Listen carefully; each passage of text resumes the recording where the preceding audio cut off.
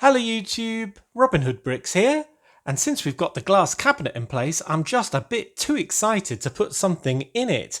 So I guess today we'll have the first, Marine Monday, I suppose we could call it, or Fish Friday when it actually starts replacing all of the fairground builds. But either way, I really want to get the first thing in there and get it started. Now the first set I'll be adding to the cabinet I've had for quite a long time, and while we're on the cabinet as a theme, I do think we need kind of a playlist type name for it, a suggestion like Marine Mondays or Aquatic something or others or something like that. Something that encapsulates the whole sort of large scale of the thing would be great. So if you've got an idea for that, answers in the comment section as usual. But this set I've had for at least a couple of years, and I originally wanted to include it in Brick Nottingham, but it really just didn't fit very well, and that's because it is an absolutely massive oil rig. It's got 4 wonderful feet, cargo that kind of falls off the crane hook, and let me just bend it over so you can see its full height, where it's got the full sort of oil derrick with the flame in the top. And this is actually a Cars 2 set from Disney, and that's 9486 Oil Rig Escape. And it's a rather wonderful set once you've taken all the car characters off it. And I did, as I say, want to use it in Brick Nottingham, but it really didn't fit in the sense that I used my whole sea area for a really sort of busy harbour. And at one point I was thinking of extending that even further, kind of moving that bit into the city and having a really big stretch of open sea, which this could have fit very well into. But then I realised that wasn't a very good use of space and wasn't really living up to my density rule. So therefore I thought this was unfortunately a casualty. But the thought of using it never went away.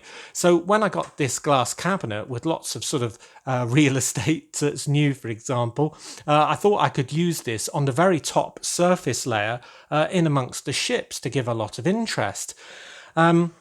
And the other thing I thought was that it could even be the sort of juxtaposition of kind of the ecological boats with all their exploration and their protection of sea life against the kind of evil old way of doing things, which is very much polluting and using fossil fuels and so on. So I thought we could have a real sort of dichotomy, sort of contrast of those two teams, if you will, in effect. So this is Team Oil's main sort of entry. And as I say, it's an absolutely fantastic set with very little I have to do to it really to make it usable. One thing that you'll notice very quickly, which is why it's so flimsy, is that it kind of folds out to be part of a kind of play set. And we've got a rather open area on one quarter, which has got all sorts of sticker parts, including one that says car parts I might have to remove. The second one's got a sort of smallish for minifigure scale container, which still looks really good, and I love these green stickers on the side. But that has actually been used very well because it's also got, I mean, it's all modular. You can kind of build all this stuff up. It's got a helipad on the top, and I think that all oil rigs need a helipad, and incorporated into that indeed is a kind of winch here that you can see popping out the bottom here, where you can winch up and down goods to a passing boat. Then we've got the main sort of building sort of structure, which has got this wonderful sort of computer panel inside, which I don't know if I want to keep, but it is quite funky. And that's not massively realistic, A, in that it's open, and B, because it's got the rotating oil derrick on top of it that you can kind of turn the flame.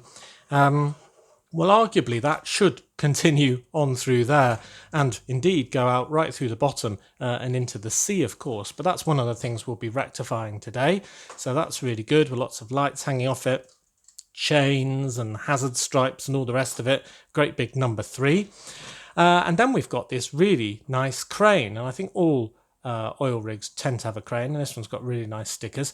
I have taken off the kind of face that was on there because this was one of the characters who was called Jan or Jan Grzelski.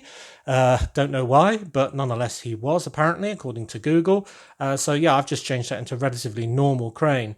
Now, I could give this a massive overhaul, build up the derrick section, put it in the middle where it should be, build this crane even bigger, even make the platform maybe a whole sort of 8x8 bigger in each direction to make the whole thing 24 by 24 rather than the 16 by 16 it is. I could even make these stilts higher to sort of raise it off the surface of the water even more, but I don't think I want to do any of that. It kind of looks right, if you ask me already. Not realistic right, but kind of Lego right, in the fact that we've got enough space to have everything on that we need. I kind of like these multiple layers, are kind of low, medium, high, and very, very high when it's got everything on it. So all this greebling and the winch here and the chain hanging off, I just think it is working. And everything that I do to it might make it actually less good. So I'm almost considering keeping this bit untouched and maybe just adding a few bits to make it fit my scene a little bit better. Now, one thing that I've already removed was blue plates on the bottom here that were on all of its 4 feet. And that's because it was using blue plates to represent the sea level, essentially, which does make sense when it's in a play set. But with me, I'm going to have the glass shelf, and I won't be using any blue plates or blue base plates or loose pieces or anything like that to reflect my sea level. I'll just be using the piece of glass completely unaltered, and that will enable us to kind of look through it from above to see the submarines below and so on, and also to look up from beneath to see things like the underside of this. And that's where I'm going to add a lot of the detail. First of all, I'm going to add all of the detail for the underside of the oil rig, because they don't just float completely on the surface like that. There is stuff underneath that we don't usually see. And I'm also going to add kind of, well, the beginning of the actual drill pipe that would be going to find the oil and pump it up to the surface. So those are all things that I need to do. I'm also going to change it so we don't have this hinge bit in, and it's a bit more stable because it's a bit rickety as it currently stands. I've already removed the flick missiles and things like that. But otherwise, as I say, I think it's pretty perfect.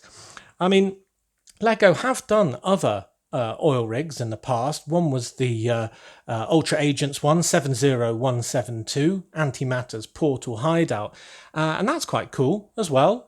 It's a bit big and a bit evil looking, really, for a genuine oil rig. It's just a platform, really. So as a baddie base, I think that's great. But this, as a genuine sort of polluting oil rig, I think is much better. Another one was the 4210 Coast Guard platform, which you could take all the Coast Guard stuff off and add all the oil stuff on. But by the time you've done all of that, well, there's not going to be much left. And arguably, in size, that was, well, a lot bigger, and I think would start to dominate the relatively limited area that I've got to use. So again, I think this is the perfect size, and I'm really happy and excited for this to be the first thing to go in, partially because, well, I was looking forward to using it in Brick Nottingham, and it just didn't fit. So the fact that it's kind of been resurrected by this new project is really fantastic. So before we just put this base set into the glass cabinet, which we still need a name for, I think we need to do a few amendments. So let's get started on those. Now, my first amendment is actually very simple indeed, and it's just inspired by this rather wonderful piece here. And I just bought this on a random whim on a haul, just because it was a very interesting shape and I wanted to sort of have one in my hands and see what it could be used for. And I just love this sort of lattice-like walkway down the middle with these side supports. And when looking at it more recently, I thought that it looked very oil riggy, if that is a word. So I thought I'd incorporate it here in, well, just a random position. And that should be quite easy due to this sort of modular build style. I can just kind of take off some of these bits and incorporate it into a side. I can always move it around and then add a few more tiles just to sort of bring it back into matching all the other ones. And then we can put this back like nothing ever happened. There we go. What do we think of that? Yeah, it's a bit sort of uneven, but I kind of like it. And I suppose if we had a boat down here or something like that, it could be loading on there, even though we've got a crane over here. That's where this one maybe operates as well. So on the end of that, I just thought I'd tidy it up with one of these pieces. just because one is available. And I think what I'll do is also brace the underside a little bit so it's not so flimsy, just with one of these kind of end fuselage pieces under there. And that kind of brings me on to my second major amendment, which is to stop this kind of thing flapping around. I'm just going to take this off because it's going to fly off in a minute when I look under here. And we've kind of got these four legs, which are fantastic, with really nice sort of rusty grill stickers on, being linked together by these two bricks that are very solid in between the pairs, and then these angled bricks here. So what I figure I'll do is just rotate everything by 90 degrees. So I've got the firm bricks across here and here, thus joining the two 8x16 plates together. So otherwise it'll look the same, but it will then incorporate my new piece. So I'll do that in a minute when I've got a bit more space without the camera in front of my face. So we'll do that. And then the other thing I wanted to do to the top was add some minifigures to put it into minifigure scale a bit better. And what I decided to use was just some random pieces that I've got. And they were actually the torsos from some power miners. So I just had two of those. I've not got any power miner sets, but I've got two torsos, and I thought they looked kind of like they might be the sort of build or sort of jackets worn by roughnecks, which is what they call people who work on oil rigs, just because they're very hard working. It's a hard job. Don't exactly know the heritage of that name. We've got some logos on the back, but that shouldn't put us off. Blue caps that they'd probably be wearing some sort of more protective headwear in real life, beards, obligatory, and some nice high-vis orange trousers. So I think they'll look really good on here. I can just have one, say, working on this section, and his mate is playing a joke, and he's playing a joke because I reckon he could be wearing a nice coral-coloured rubber ring, because I think these guys are probably good jokers, and they like to have a bit of a laugh in between working very, very hard. So the reason why I'm using this here is because my friend Clement in France gave me another one of these. I've already got one in the city. So I thought that basically he could be mucking around, maybe on this gantry bit actually, waving at his friend, because he's actually got his rubber ring in effect. And that'll add a bit of humour to the cabinet right from the start, which I'm always a big fan of. So yeah, that looks silly and fun. So that's really good. Right, so we've got the bottom yet to do as well. And then one more thing on the bottom that we need to do is actually have the drill pipe. Now this is a bit that's going to be linking to underneath the glass level. Indeed, the legs are as well. But really we do need a top section for that, because we've got the legs covered, but we haven't got anything here representing the drill pipe at all. Now I am going to ignore the fact that the oil derrick is sort of centrally mounted above here. So technically the drill pipe would be about where this leg here is. I'm just going to add it right in the middle, because that's kind of where you expect it to be as a layman. And the way that I've built that is very simply using some round bricks here, one of these really quite interesting octagonal pieces, and then a Technic axle kind of with, well, pin as well that can go in there. And just to make it a bit more bright and a bit more sort of interesting looking, I'm going to add one of these kind of cement mixer type end pieces that I'm going to put the wrong way up, so it's just loosely on there. But then when I attach this to the underside of here, then basically it will look like a kind of inverted cone. And that's not central at the moment, and it will be attached to both halves, but it will kind of look like that. So let me do all of those amendments that I haven't yet finished kind of off camera, and then we can really focus on the two structures that are on the underside of the glass.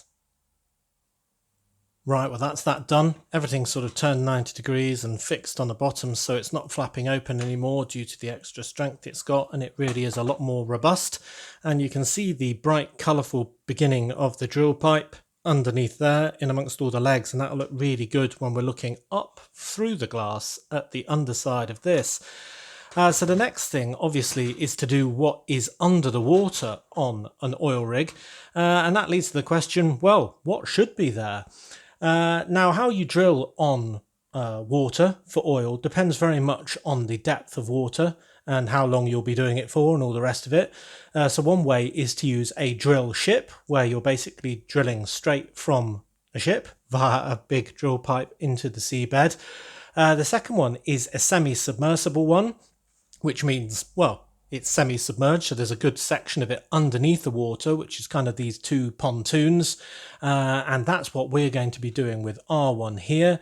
Then you can have a jack-up rig where there's a lot less distance to the seabed, and effectively these would reach all the way to the seabed, and that's kind of what, well, many of us I think assume goes on underneath all of them, but it's not really the case. And then you can have a barge even when it's very shallow water as well.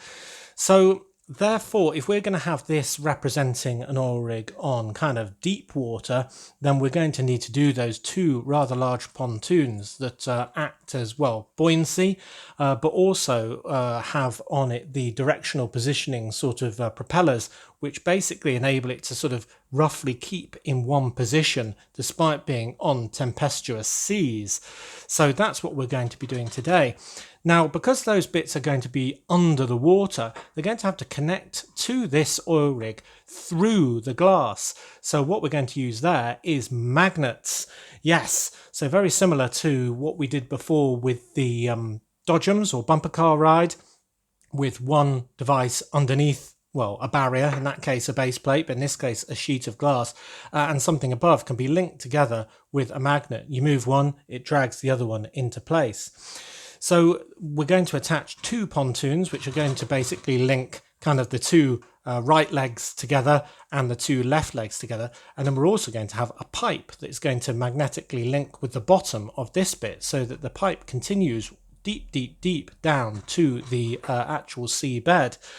So first of all, the pontoons, and you'll be relieved to hear that this is the answer to where all of these pieces, all of these wedge plates, all of these sort of kind of fuselage bottom pieces that I've been buying on brick hauls go to. I didn't really want to sort of get people to guess what they were all for, but nonetheless people were very keen to guess, and well, you got nowhere near. I had guesses for submarines, for boats, for aeroplanes, spaceships, pretty much absolutely everything. But it was none of those things. It was pontoons for an oil rig. So I told you, you would never guess it. And I was right. So anyway, what I'm going to do here is basically make two of these bits, being kind of the front underside of the nose of an aeroplane, but in black, be the bottom of each pontoon. And then I'm going to use these wedge plates kind of as the next layer, like that, and then this bit can join two of them together like that. And I've used dark red and dark green to kind of represent the octane usual red and green striping, but with kind of muted colours, because, well, they're underwater and maybe it's very grubby and dirty or stained from the oil, but also because maybe sea life or just, I don't know, sun damage or whatever has really sort of muted those colours. So this is to sort of suggest that this oil rig at one point at least was part of the Octane Corporation. Then we can put on the top layer, like, whoop, bit fragile at the moment, but it won't be now, that's also in black to finish off those two stripes. So you see now they're two kind of dreary looking pontoons, but with that lovely stripe on. So that's why you couldn't guess what on earth I was trying to build. Now the next section is basically going to use these cylinder halves that are just 2 brick height tall to kind of link this section with the section above it. So basically I'm going to place those kind of like that, and another one on the other side. But before I do that too much, I just need to put this height's worth of random bricks and tiles into the middle, and that we will see why in a minute. So that's kind of like that. So when we've got this in place, it will look, well, actually it'll be side on, so let's do it like that. It will be like that, but with a plate of glass in there. So the next bit I need to do is create a bit of space for the magnet on the bottom half. And that's why I've got this sort of recessed zone in here, because one of the magnet types that I've managed to buy is this one, and I deliberately bought it this size, so it kind of used up the same space as a 2x2 tile or plate or something like that. So this is a 15mm by 15mm magnet, and it can kind of sit in there. And I've got another one here. Now these are incredibly strong. I mean, you can see how they are attracting each other, and it's actually requires quite a bit of force to keep them apart. So I'm going to put them in one by one, otherwise they'll start pinging across the room. And I'm going to just ping them in place using these quarter curve tiles, and they're just the right size to kind of hold in the corners. Do you see that? So that cannot come out, and that's quite important because otherwise we'd have the magnets attached and none of the bricks. So anyway, so to get the second one in the other hole, I just need to check it's the right way around, so they should be repelling. Let's have them the right way around, and that will go something like that. Brilliant. So now we've got our, a bit rattly because they've got magnets loose in them, pontoon for one side. So really all we need to do now is get some similar magnets in the other side, and then we can try it out on the glass. Oh no, there's one bit I've forgotten, and that is the dynamic positioning system on the bottom. So as you'll see in these pictures, the underside of one of these things actually has kind of a pair of brightly coloured propellers, and that's to enable it to kind of drive. Not to drive from A to B, but really just to keep it on the spot. So if it's getting pushed sort of to the left, then they would push to the right to keep it in the same place, because it's really important that it remains in exactly the same position over the seabed. Otherwise, its great big drill pipe is going to be under a lot of pressure and maybe break and do some horrible ecological disaster. So what I've done for that is very simple. Just got a bright yellow propeller on one of those Technic pieces, and I'm just going to shove one of those into each of the holes that you would usually put landing gear on if this was a plane. And then we've got kind of 4 of these, well, 2 on each side, because I've got a whole nother pontoon here to keep it on the spot. So I think that the dark grey kind of turning into black and having this muted coloured stripe will be a really good look when it's on the glass. Right, so I'm going to put those two both to one side for now. We will add magnets just loose onto the inside of here in due course. They'll just basically be more of the same there, just loose in here. They're not going to do any damage, and they'll have to basically power through this level of plastic, the glass, and this level of plastic, which is why they need to be so strong. So there we go. Now I got all of my magnets from a website called guysmagnets.com, but there are loads of different providers, and you get loads of different sizes and shapes because they've all got quite different sort of powers, and generally, as you might imagine, the bigger they are, the stronger they are. And these ones have got to support quite a lot of weight, so they need to be really quite strong. Now the second size of magnet that I wanted to use was to basically continue on this drilling pipe, and basically this had to be a very different size because clearly those magnets are far too big, but also it has to support a lot less weight, so that's okay. So what I got was some that are a cylinder that are 5mm across and 5mm deep, and I got them that size because that's the same size as a Technic axle, one of these sort of things, and basically I can wedge it in there. And yes, I did secure it using Craggle, I know, but if we're going to attach magnets to Lego, we really do have to use some super glue.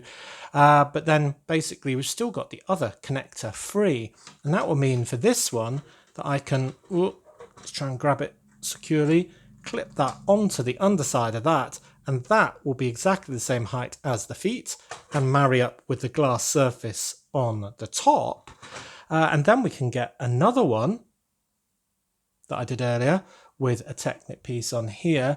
I'm going to use these sort of multi-angled things so we can get some jaunty angles going on, and then normal axles, and then another one of these, and another axle, another, and I'm going to make a really long bendy piece of pipe that's going to ultimately reach the surface of the seabed below.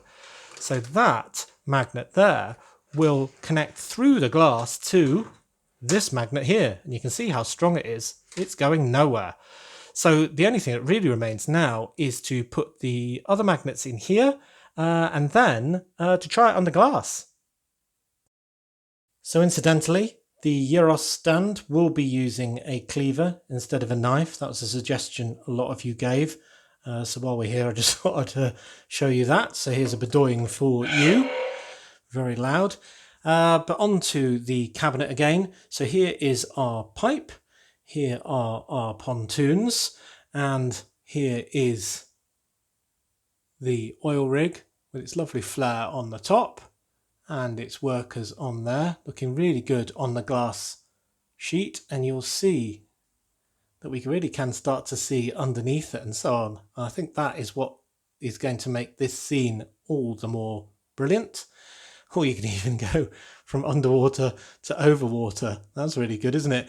So let's attach our oil pipe to start with.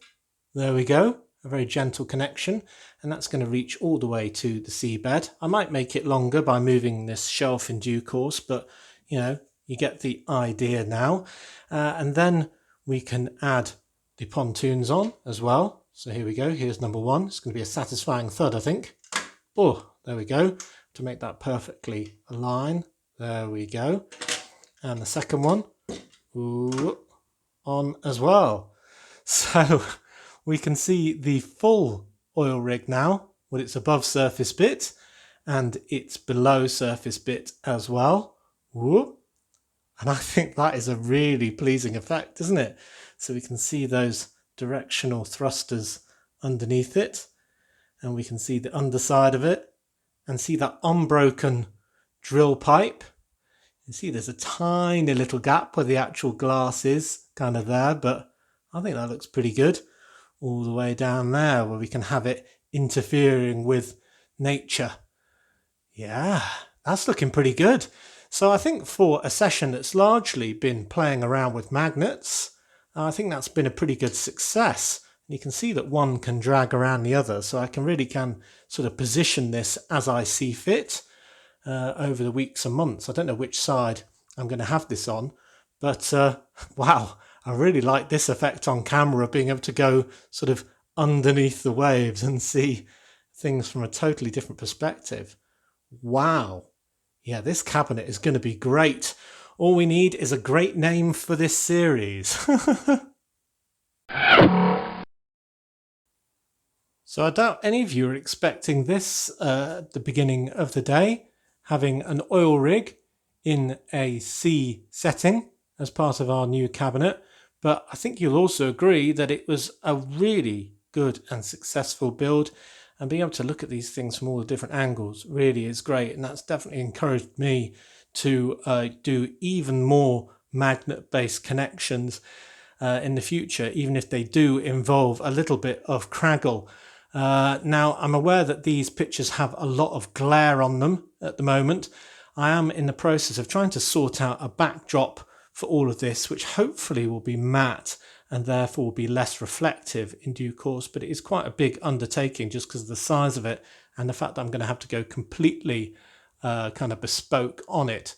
But anyway, for now, I think that that is a really, really good start to our cabinet.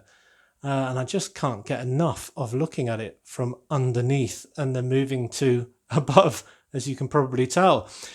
So as always, thank you very much for watching. It is appreciated. Do remember to like, comment and subscribe for more awesome LEGO videos. And if you value this channel, there are many ways in which you can support it. Do check out the links in the description below. And if you want to send me a package for Brick Hall 100 or thereafter, I've got the PO box now for a few months, then do send me something to the usual address shown here. And otherwise, we'll be doing a normal haul on Wednesday.